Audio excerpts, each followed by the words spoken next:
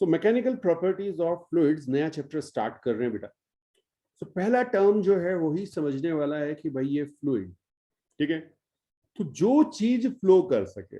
अब हम बात कर रहे हैं सॉलिड, लिक्विड और गैसेस की, तो सॉलिड तो फ्लो कर नहीं सकता, तो हमें पता है कि लिक्विड और गैस फ्लो कर सकते हैं और इसीलिए उन्हें क्या कहा जाता है, फ्लूइड।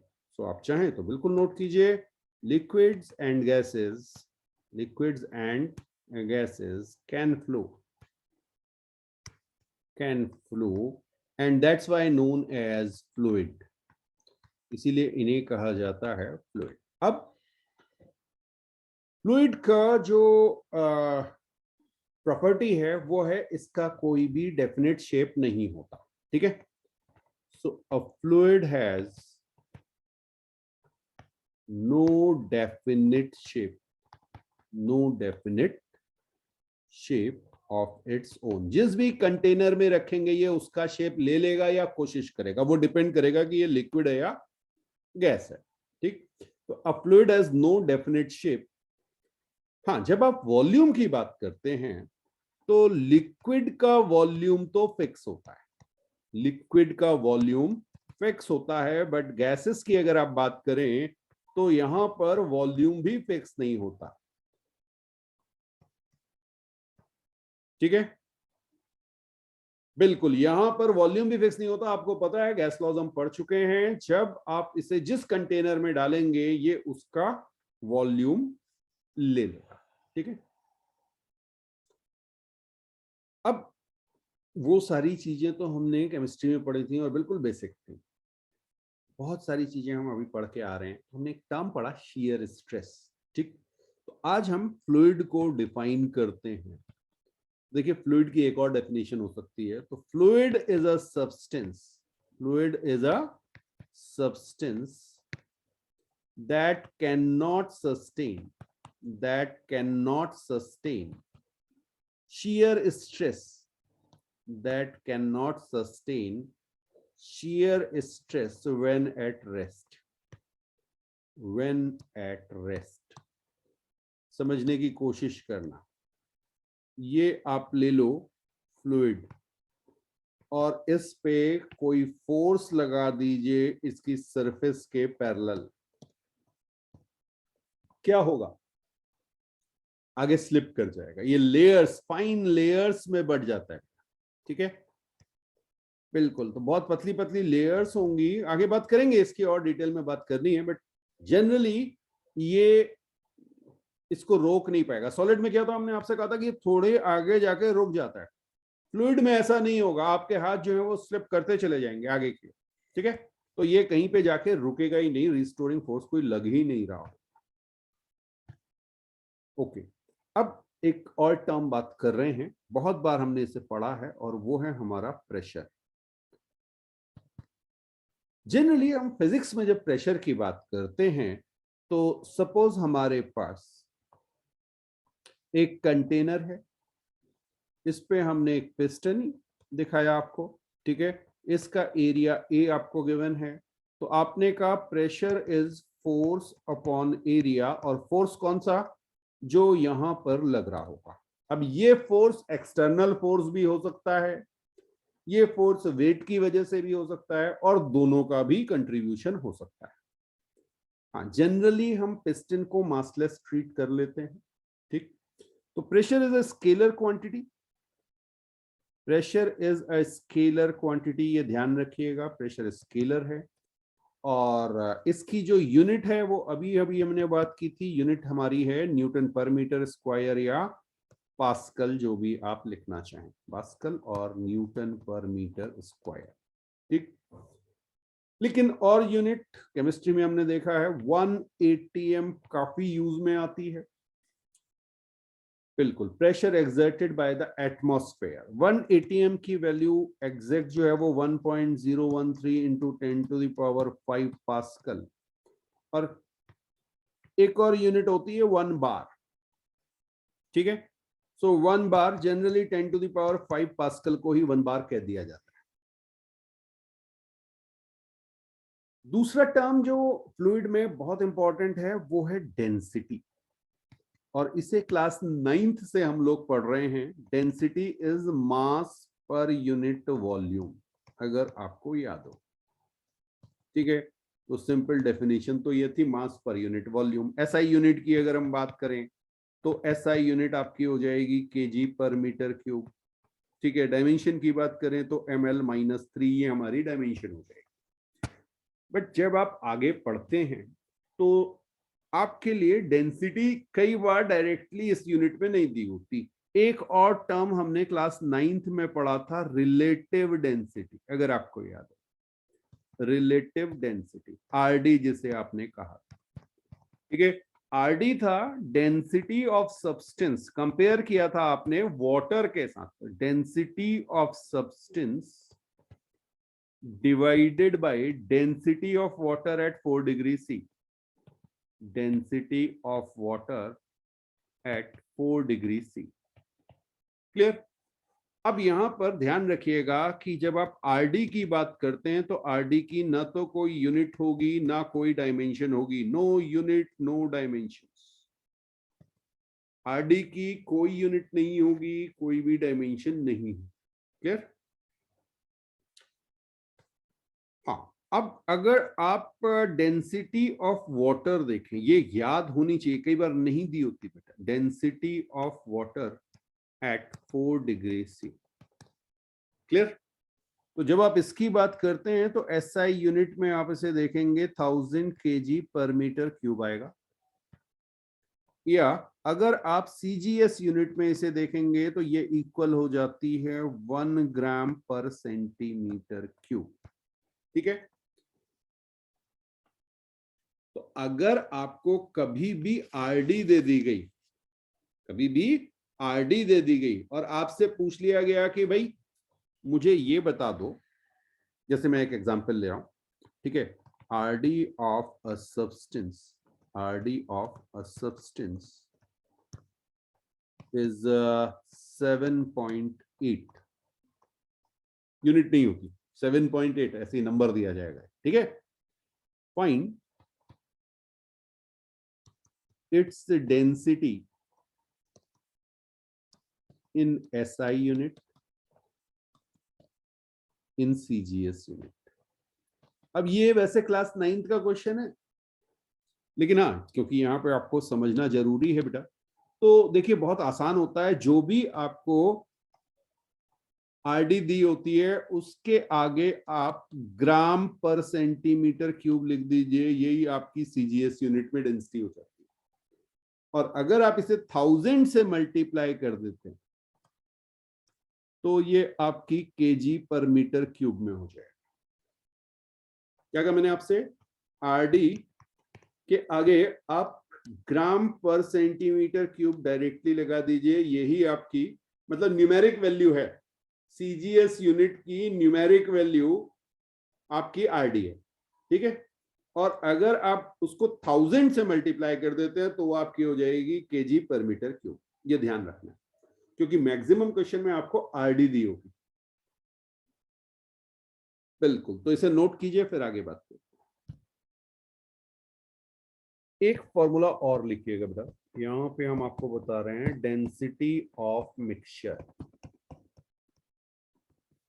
मिक्सचर, ठीक है। अब मान लीजिए इसमें दो केसेस हैं। केस 1 हम ले रहे हैं। सपोज आपके पास दो डिफरेंट लिक्विड हैं। हाँ, तो मैं आपसे कह रहा हूं 2 लिक्विड्स हमारे पास हैं। एक की डेंसिटी ρ1, दूसरे की डेंसिटी ρ2, और इसका वॉल्यूम V1, इसका वॉल्यूम V2। इन दोनों को आपने एक कंटेनर में डाला और ये अज्यूम करना है कि कोई रिएक्शन नहीं हो रही। ठीक है, तो अब आपका यहां पे बन गया मिक्सचर। समझ में आ गया? डेंसिटी ρ1 थी, वॉल्यूम V1 था, डेंसिटी ρ2 थी, वॉल्यूम V2 था, दोनों को उठा के आपने मिक्सचर बना दिया। आपको बताना है डेंसिटी ऑफ मिक्सचर क्या होगा। ठीक, तो डेंसिटी ऑफ मिक्सचर का बड़ा सिंपल सा फॉर्मूला है, total mass upon total volume. इससे करेंगे कभी गलती नहीं होगी। हाँ, फॉर्मूला रटने में तो गड़बड़ हो जाती है। तो टोटल मास क्या आएगा भाई? पहले वाले का मास अगर आप देखेंगे तो ρ1 V1, ये पहले वाले का मास आया। दूसरे वाले का आएगा ρ2V2, टोटल वॉल्यूम आप देखेंगे तो V1 प्लस V2। ठीक है, तो हमारे पास अगर हमारे पास वॉल्यूम V1 V2 दिया हुआ है और डेंसिटी ρ1 ρ2 दी हुई है, तो हमारे पास रो मिक्सचर हो जाएगा ρ1 V1 प्लस ρ2 V2। जल्दीबाजी मत करना, इसमें खूब गलतियां होती है बेटा। ये आएगा, ठीक है। अच्छा, अब एक स्पेशल केस इसी पे ले ले रहा हूं, इसी पे special case V1 is equal to V2। मान लो मैंने इक्वल वॉल्यूम ले लिया, दोनों दो लिक्विड है, एक की डेंसिटी ρ1 एक की डेंसिटी ρ2, दोनों का इक्वल वॉल्यूम ले लिया। अब रो मिक्सचर क्या हो जाएगा?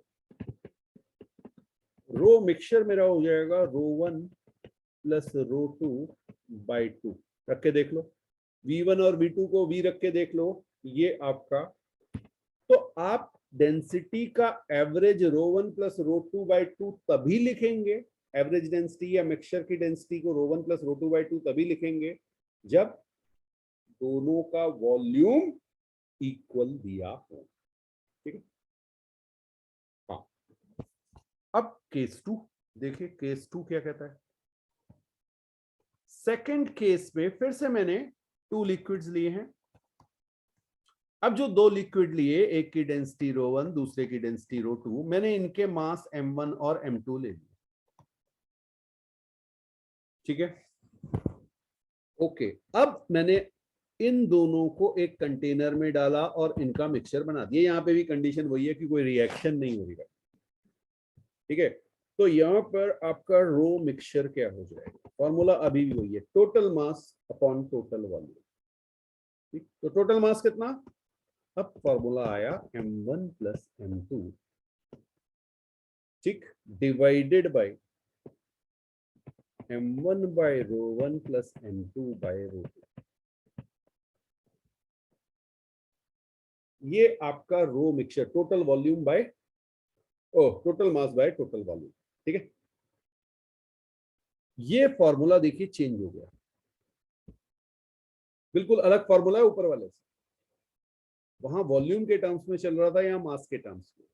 अब इस पे फर्क क्या पड़ता? अगर मैं आपसे कहूं m1 is equal to m2, मैंने ले लिया, देखो ये कितना चेंज आ जाएगा। रो मिक्सचर की वैल्यू आ जाएगी m1 m2 की जगह m रख दीजिए। तो आप जब इसको सॉल्व करेंगे तो ये ρ1 प्लस ρ2, सॉरी प्लस मल्टीप्लाई, तो ये आपका जाएगा 2 ρ1 ρ2 अपॉन ρ1 प्लस ρ2। m कैंसिल हो जाएगा। हाँ, ये समझ में आ रहा है नहीं आ रहा है? देखो, इसको आप ऐसे भी कर सकते हो ना, m1 प्लस m2, यहाँ पे आपने लिखा ρ1 ρ2 अपॉन m1 ρ2 प्लस m2 ρ1, ये आ जाएगा। ठीक है, अब यहाँ m1 m2 की वैल्यू m रख दीजिए, तो ये सब कैंसिल हो जाएंगे। तो ये आपका 2 ρ1 ρ2 अपॉन ρ1 प्लस ρ2 ये बन जाएगा। ठीक है जी,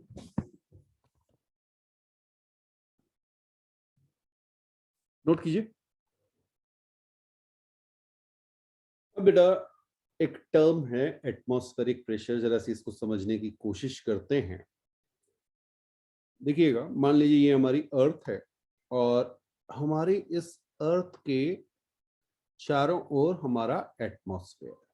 ठीक है, हाँ, डिफरेंट डिफरेंट गैसेस हैं जो ग्रेविटी की वजह से ये सब होल्ड कर रखा है, और अगर उनकी काइनेटिक एनर्जी एस्केप वेलोसिटी से ज्यादा हो जाए तो वो अर्थ से बाहर चले जाएंगे। ये हमने बात की थी ग्रेविटेशन में। ठीक है, तो अभी जो है भाई, हमारे अर्थ पे इनकी इतनी एनर्जी नहीं मिलती कि ये एस्केप कर जाएं, तो हमारी अर्थ के सराउंडिंग में एक एटमॉस्फेयर है। ठीक है, अब अगर मैं यहाँ पे आपको इस तरह से एक कॉलम दिखाऊं जिसका एरिया में 1 मीटर स्क्वायर ले लूं, ये सब बातें हमने क्लास 9th में की हुई हैं। ठीक, तो इस कॉलम की वजह से जो फोर्स लग रहा होगा पर यूनिट एरिया, उसी को आप कहते हैं एटमॉस्फेरिक प्रेशर, या सिंपल वर्ड्स में आप कह सकते हैं pressure exerted by the Earth's atmosphere, by the Earth's atmosphere. ठीक है। हाँ, ये वेदर के साथ, सी लेवल से हाइट के साथ ये चेंज होता रहता है। वो क्यों होगा, वो सारी बातें आगे करेंगे। बट यहां पर भी फिर वही चीज आ गई कि ये गैसेस है, मतलब ये फ्लूइड है। और अगर ये फ्लूइड है तो फ्लूइड की वजह से प्रेशर होगा, और ये प्रेशर हाइट के साथ वेरी करेगा। ठीक। तो अब एक इंपॉर्टेंट टर्म हमें समझना है। फॉर्मूला तो आपको याद होगा, एक बार डिराइव भी कर लेते। वैसे 9th में भी इसका डेरिवेशन था, बट सब लोग नहीं कराते। तो variation in pressure with depth. ठीक है। अब यहां पर मैं एक, चलिए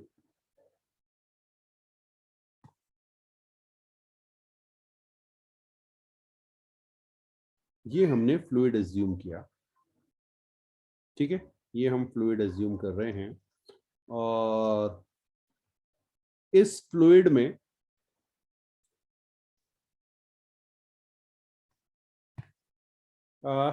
ये जो फ्लूइड है इसी का एक क्यूब या क्यूबॉइड आप एज्यूम कर सकते हैं। ठीक है, तो मैं यहां पे इस तरह से एक क्यूबॉइड एज्यूम कर ले रहा हूं। आप चाहे क्यूब कर लीजिए। इसका एरिया हमने ए ले लिया, और इसकी जो हाइट है उसे अभी मैं बहुत छोटा ले रहा हूं, dy।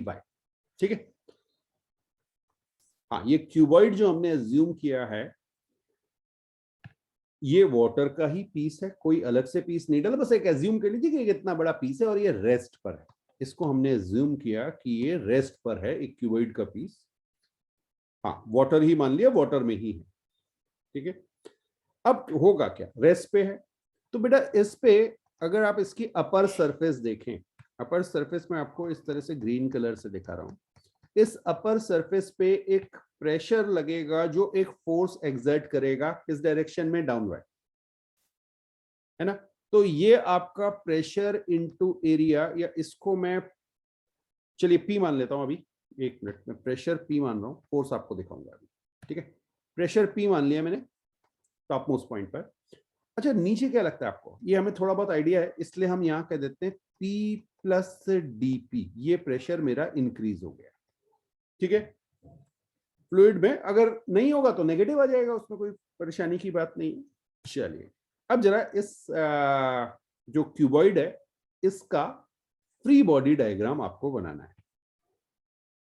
हाँ जी, बिल्कुल बिल्कुल बिल्कुल, देखिए कैसे बनेगा। ये आपने क्यूबॉइड लिया, इस क्यूबॉइड पे एक फोर्स आपका लग रहा होगा जो इसका वेट होगा। ये बात समझ में आई। चलिए, एक फोर्स ऊपर से लग रहा होगा, प्रेशर इनटू एरिया, ये डाउनवर्ड डायरेक्शन में लग रहा होगा। और एक फोर्स नीचे से ऊपर लग रहा होगा, ये P plus D P into area, ये लग रहा होगा। ये बात कितनों को समझ में आ गई। P plus D P into area, ये ऊपर के डायरेक्शन में फोर्स लग रहा है, एक पी ए फोर्स नीचे के डायरेक्शन में लग रहा है, और एक वेट लग रहा है। ठीक। और क्योंकि हमने आपसे कहा ये रेस्ट पे है, यानी ये इक्विलिब्रियम पे है, तो नेट फोर्स क्या होना चाहिए, जीरो। नेट फोर्स जीरो, तो मैं ये कह सकता हूं कि P plus D P into A is equal to P A plus weight. Clear है, बहुत बढ़िया। अब अगर आप इसको देखेंगे तो यहां पे मेरे पास P A plus, just a moment, shift हो गया। हाँ, ये मेरे पास बेटा P A plus D P into A is equal to P A. अब वेट को मैं लिख रहा हूं वॉल्यूम इंटू डेंसिटी, और वॉल्यूम मेरा हो गया A into D Y into density. क्या ये लिख दूं,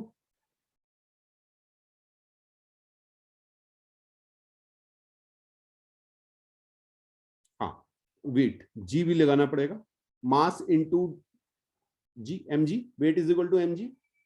आराम से चेक कर लो, आराम से चेक कर लो, बहुत बढ़िया।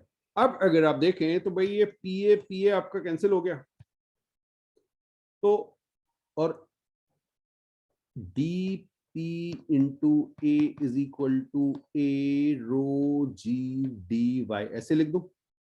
अभी भी आप देखेंगे एरिया भी कैंसिल हो रहा है, तो यहां से आपको मिला dp is equal to rho G D Y. बहुत इंपॉर्टेंट रिजल्ट है, ठीक है। तो इसका मतलब क्या है कि आपका प्रेशर, आप चाहें तो लिख लीजिए, एंड इट इंक्रीजेस, क्योंकि ये हमारा एजम्पशन था, हमें पहले से नोन था कि प्रेशर डेप्थ के साथ बढ़ जाता है, so it increases with depth. Fine. अब अगर मैं इसे इंटीग्रेट कर दूं, dp is equal to rho G D Y, इसे मैं इंटीग्रेट कर रहा हूं। देखिए मैं इसे इंटीग्रेट कर रहा हूं, यहां पे मैं लिख रहा हूं पी नॉट। पी नॉट का मतलब है एटमॉस्फेरिक प्रेशर, आप चाहो तो एटीएम लिख दो, और यहां पे आप लिख रहे हो वाई की वैल्यू 0, ठीक है। ओके, और ये आपका पी आ गया,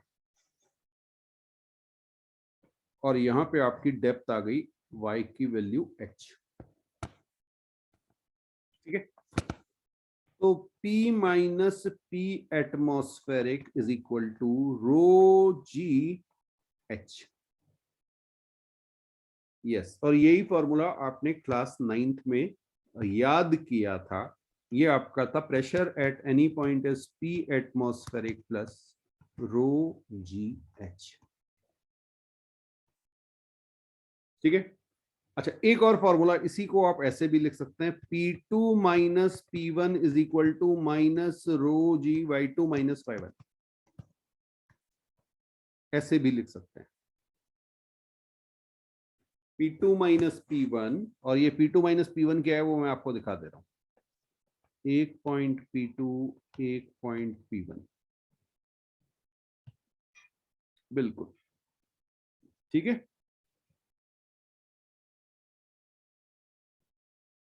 आप रेफरेंस पॉइंट कहीं पर भी ले सकते हैं, इससे कोई फर्क नहीं पड़ता। मैं अभी reference point y is equal to 0 यहां ले रहा हूं। ये मैंने आपसे कहा y1, और ये मैंने आपसे कहा y2। P2 की जो हाइट है वो y2 है, P1 की जो हाइट है वो y1 है। आप उसे कहीं से भी ले सकते हैं, कोई भी रेफरेंस पॉइंट ले सकते हैं, ठीक।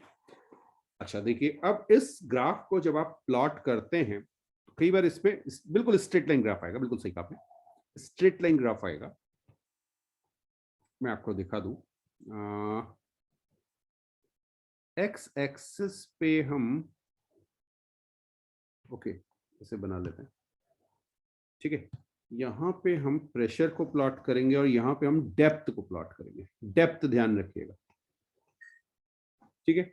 एच जो है वो एक्चुअली हाइट मैं आपको बता रहा था, बट वो डेप्थ है, तो डेप्थ ऊपर से ली जाएगी। डेप्थ यहां से ली जाती है बेटा, ध्यान रखना, ये डेप्थ है। इसको आप D2 कहेंगे, इसको आप D1 कहेंगे, ओके। अब जब आपकी डेप्थ 0 है तो आपके पास प्रेशर होता है P एटमॉस्फेरिक, और यहां से आपकी स्ट्रेट लाइन चलेगी ऐसे, ठीक। आपका प्रेशर का फॉर्मूला आता है P is equal to P ATM plus rho G H. किसी भी फ्लूइड पे, अगर वो फ्लूइड, ऐसे करके दिखा दूं आपको, हाँ जस्ट अ मोमेंट, आ जाओ भाई, हाँ ओके आ गया। ये हमारे पास कोई फ्लूइड है, वाटर हो सकता है, कोई अल्कोहल हो, कुछ भी हो सकता है, ठीक है। ओके, इसकी डेंसिटी आपको दी हुई है रो, ये आपको एच, समझ में आ रहा है।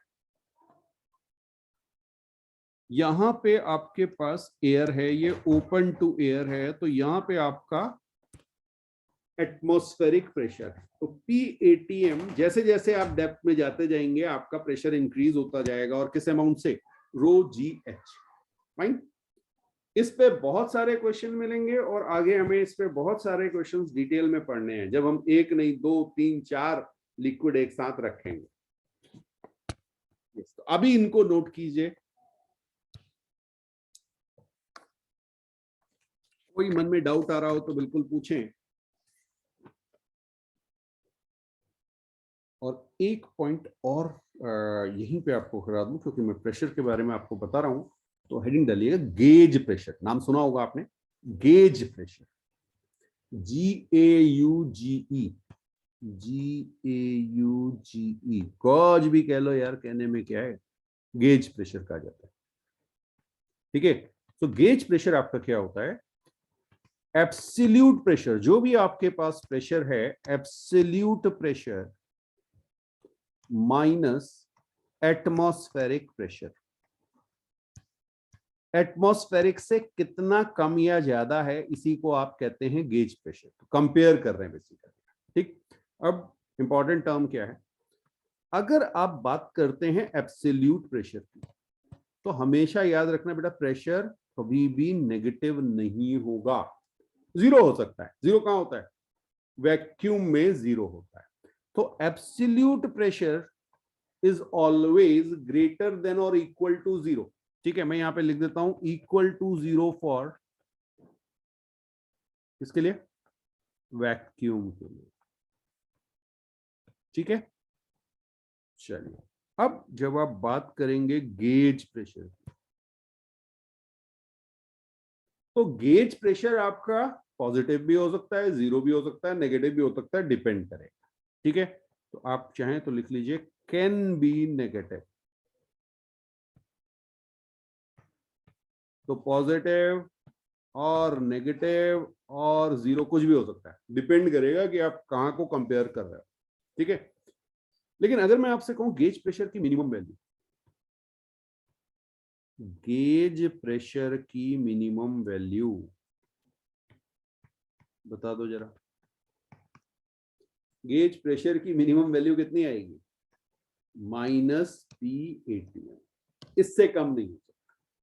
क्यों, एब्सोल्यूट प्रेशर, अगर आपने वैक्यूम ले लिया, एब्सोल्यूट प्रेशर आपके पास जीरो है, तो एटमॉस्फेरिक प्रेशर से कितना डिफरेंस आएगा, -P atm। तो गेज प्रेशर की मिनिमम वैल्यू जो है वो आपकी -P atm आएगी, ध्यान रखें। तो ये हमने बात की डेंसिटी की और प्रेशर की, जो फिजिक्स में हमारे काफी यूज में आएंगे। नेक्स्ट क्लास में पास्कल्स लॉ पे जाएंगे। आज यहां पर कंप्लीट करते हैं।